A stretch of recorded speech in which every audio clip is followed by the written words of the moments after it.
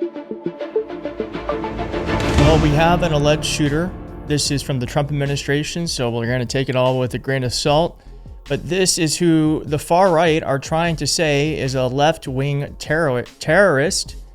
You let me know in the comments if you think this man is a left-wing terrorist. I will leave that up to you. But what he is this thing where people are alleging this now. We're still getting information about this alleged shooter, so please just take everything with a grain of salt. But it is looking more and more like this is someone who is in a far right, very online young man, and may be what is called a Groyper. And I'm sorry to have to explain this to you, but it is important that you know what he is. Groypers are a group of alt-right white nationalists and Christian nationalist activists led by Nick Fuentes, who we've shown on the channel here before. Members have attempted to introduce alt-right politics into mainstream conservatism in the United States. Now, the reason why we know that is because there were symbols on the bullets found from this alleged shooter.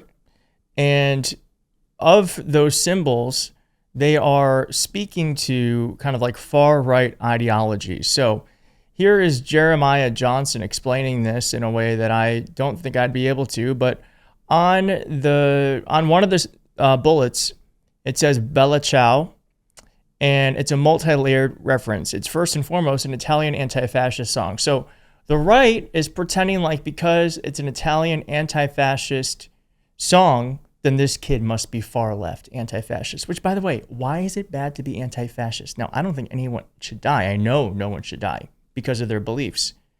But being anti-fascist, I think, is what America used to be about, right? Wasn't that what World War II was all about? Anyways, there's more layers to it than it just being an anti-fascist song. It's also a Hearts of Iron 4 meme, which is a very popular game reference, and it's often included in Groyper playlists, which is, again, what this young man might be. And as he says, it's impossible to determine an ideology from the use of this because we don't know in what context and with how many layers of irony is being used. The only thing that he's sure of is that it indicates, along with other engraved messages, the shooter is hyper online. Now, there were 3 down arrows on one of the bullets, and that was being interpreted as a common Antifa logo, but given that the full description is up, right, down, down, down, and the guy plainly had internet brain poisoning, worth noting that this is also a meme from Helldivers 2, that very online game. Now, the right is saying from a regular middle-class family, good grades, went off to college and became an extremist anti-Antifa killer. So that is the narrative they're trying to concoct, that college turned this young man into a killer, rather than, I don't know, there are pictures of this young man with guns his entire life, being around guns. And you're telling me that college groomed him into being a killer? Doesn't make sense to me. Now, Eric Erickson said, we're watching real time on social media the large progressive accounts trying to claim Tyler Robinson is a Trump-loving Republican. I'm just going to pull this photo up again. Where'd it go? You tell me if that's a Trump-loving Republican. Sarah Longwell said, all Americans watched in real time as President of the United States held an Oval Office address accusing the radical left of Charlie Kirk's murder when he had zero information about the killer. And we also have here that Elon Musk, Grok AI, identified Tyler Robinson, the alleged assassin, as Groyper. So there seems to be a lot of there. Now, the Groyper community, which is on a website called 4chan, has also kind of started to claim him for their own. It says here, Groyper confirmed Nick Fuentes, who was the leader of that movement, is so effed. There are more pictures here. It says, so is he our guy?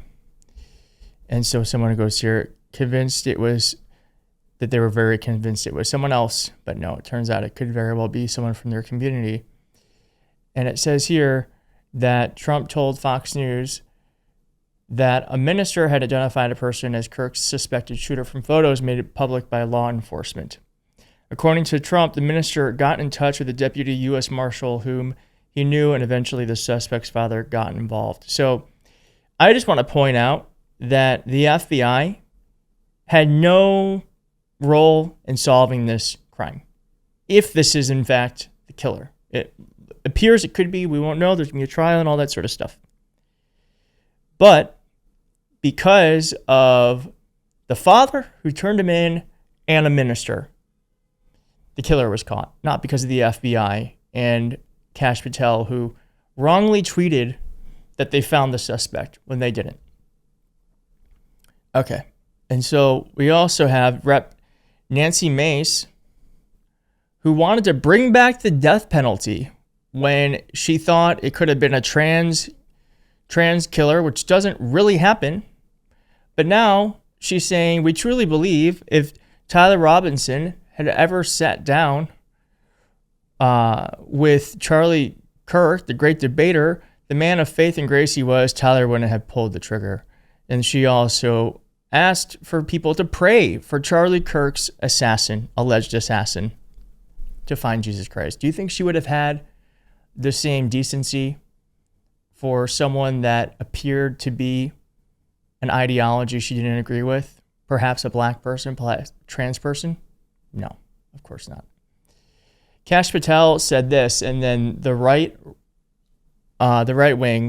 media ecosystem freaked out. Lastly,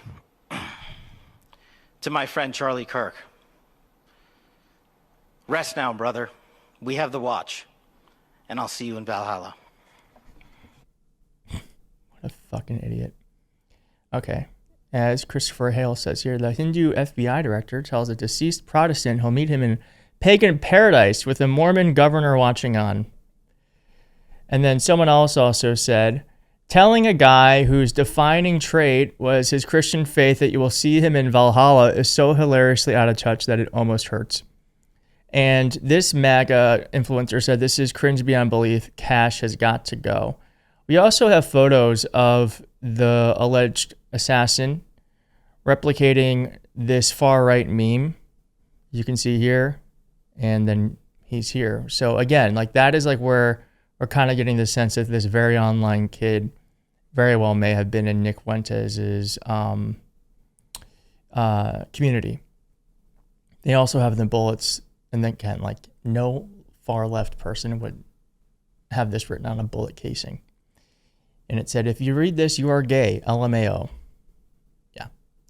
Does that sound far left to you? No.